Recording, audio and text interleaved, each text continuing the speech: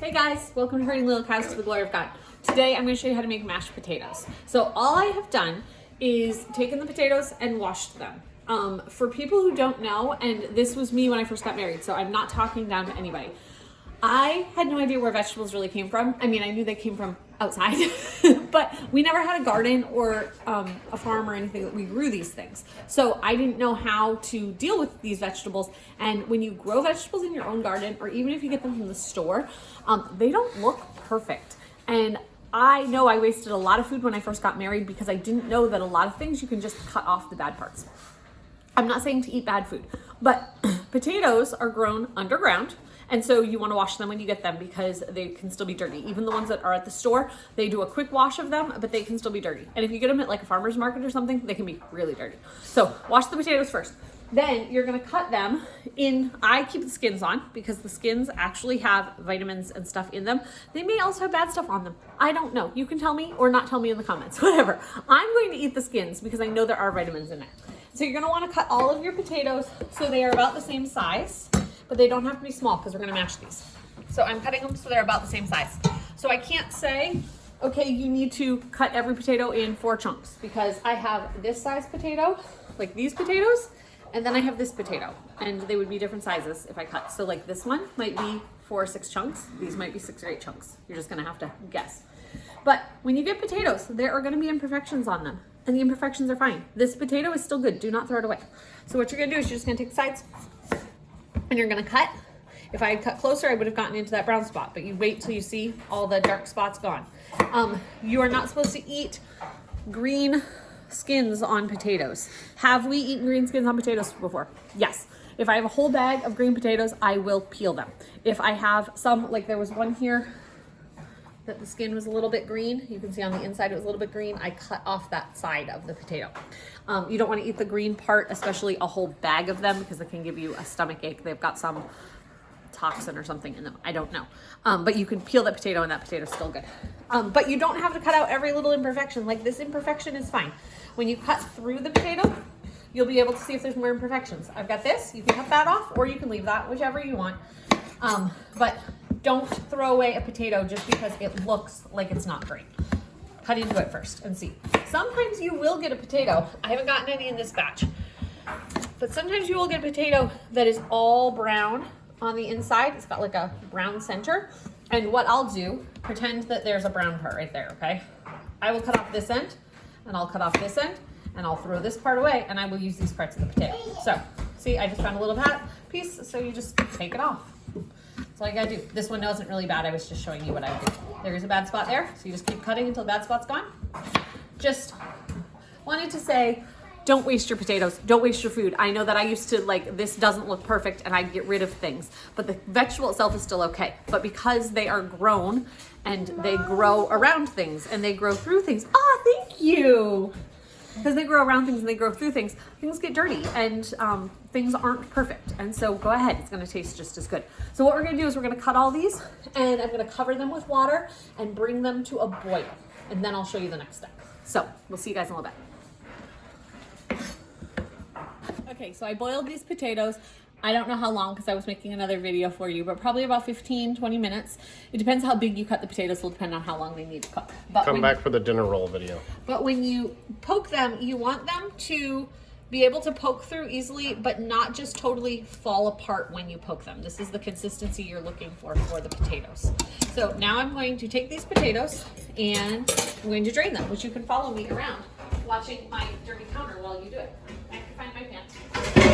Okay. We have been cooking it today. We've got rolls going there with the recipe coming, and we got turkey there, which will also be part of this series. Okay, when you put your strainer in your sink, you want to make sure that you don't have your sink plugged because all the dirty water, which is then going to touch your possibly dirty sink. I don't know, maybe you sterilize your sink every time, but I don't. So That's funny. Sorry. That dirty water needs to go down your sink. And I know that I have accidentally had something clogging it, like the plug down or whatever, and then you have dirty water all over your food and you ruin your food. So make sure that that's not.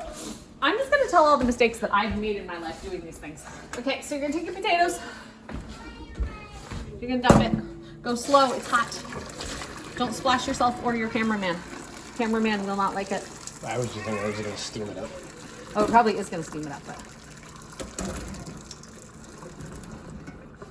Okay. Oh, I lost a potato. Ah! Potato, let's go. Okay, so now you're going to take your pan, and while it's still hot, get your good old masher. My sister gave me this masher, and I love this masher because it's really, really sturdy. My last masher mushed. What do you want to say? It broke every time you tried to mash potatoes. Okay, so we're getting in here. We're getting butter. I use about 1 to 2 tablespoons of butter per pound that I'm making. So I am making 5 pounds of potatoes. I'm going to just use a whole stick of butter because that would be between 1 and 2 This sounds good to me. tablespoons. And it sounds good. So I'm going to put that in the bottom of the pan so that it can start to melt. And I'm going to pour the rest of the potatoes on top. Have your cameraman hold your pot for you. And if not, just be very careful and don't spill your pot on your toast. You can move to another part of your counter that doesn't have as much stuff as mine does because your counter is probably cleaner than mine, but that's okay. We all have different messes in our house, and my mess is in my kitchen right now. Maybe my mess is all over. You don't know because I'm in my kitchen. You want? Yep, you can give me a hot pad. Let's do this. Okay, we got a hot pad. And so, oh, now I want salt and pepper. I'm gonna get salt and pepper. Cameraman, follow me. I think you need some milk. Messy cupboard. What? Want some milk too? Or no? Yes, I'm gonna need milk. And my salt is on the counter from my last recipe. Oh, here we go. Okay. Salt. So I don't measure. I don't know if you've noticed this. If you watch any of my videos, I measure in bread recipes that I don't make often. So like the one you're gonna see for that, I measure, but sorta. But here I'm just gonna put some pepper in. We'll taste it at the end and see. We're gonna put some salt in. We'll taste it at the end and see. Potatoes need a lot of salt, right? This is the one. This bag. So we get these bags at Dollar Tree. Sometimes these things do not close at all. This one, I have trouble with my hands, but Naomi, who does not have trouble in her hands, has trouble opening this bag. So potatoes are gonna need more salt than you think they're gonna need.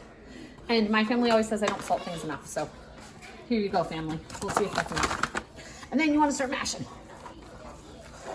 It's a good workout. It is a good workout. Ooh, And full body workout. Smash. I start doing this part before adding the milk because I want that butter to stay nice and hot so it can finish melting. I can feel it there on the bottom. So we want it to finish melting before I add the milk. I feel a baby. Ugh. Okay, so I'm gonna try to see if my butter's down there. Sure, butter. Butter, are you gone? Hello, little butter. My butter might be gone now. Oh, the butter's gone. Okay, so I'm gonna get the edges. Ugh. Oh, there's some butter. There's my stick of butter. It fell to the corner. Okay, we're gonna give the big man. Sorry, I just needed bread for 5 minutes, so.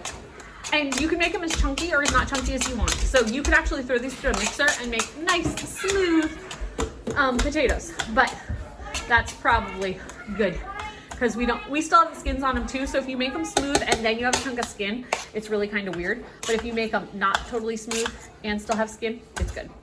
And so now we're gonna add some milk, Mark, probably about a half a cup to start. Okay, that'll be Good. that's much. In my head, I have an idea of measurement, even though I can't tell you what it is. And so what you're doing is you're just looking to make them as creamy as you want. And some people like creamier potatoes. Since the cameraman took over potato duty, he gets to decide how creamy he wants them.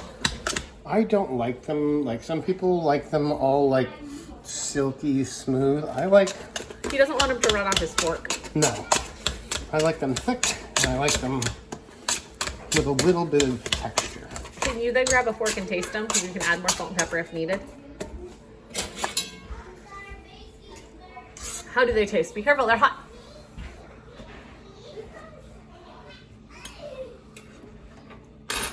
That's pretty good. Awesome. I'm gonna put in a little more milk. Okay, so this is what we do. We're going to make, this is part of the Thanksgiving video. We will make these again on our Thanksgiving meal day that we do it, but this is how you're gonna make them. On the Thanksgiving meal day, you might see them made slightly different because like I said, we don't measure, so This salt is and what I pepper. like. They've got some girth to them. Some They're girth. sticky. Got some texture. All the tater skins. So, All the yumminess. you ready for lunch? I'm ready to eat. Okay, can you do me for just a minute? Here's you. Okay, so this is on our, you wanna come over to me? We have a Josiah. This is on our Thanksgiving meal. We will eat this with the Thanksgiving meal, but we're also eating this for lunch today. You like mashed potatoes, right? Yeah, so the kids are gonna get to put some cheese on these because we're not eating them on Thanksgiving Day when you see them made. We're gonna eat them with gravy. But today we just have cheese. The Uno game's getting a little loud. These are made with that 10-pound bag of potatoes that I bought. I'm going to make 5 pounds of potatoes for my family because that's what we eat. You don't have to buy as much potatoes as I do if your family doesn't eat that much. But we'll use the rest of the potatoes for something else later on in these meal days, right? Yep. Yep. Okay, so we will see you guys next time on Herding little calves to the glory of God. Bye. Bye.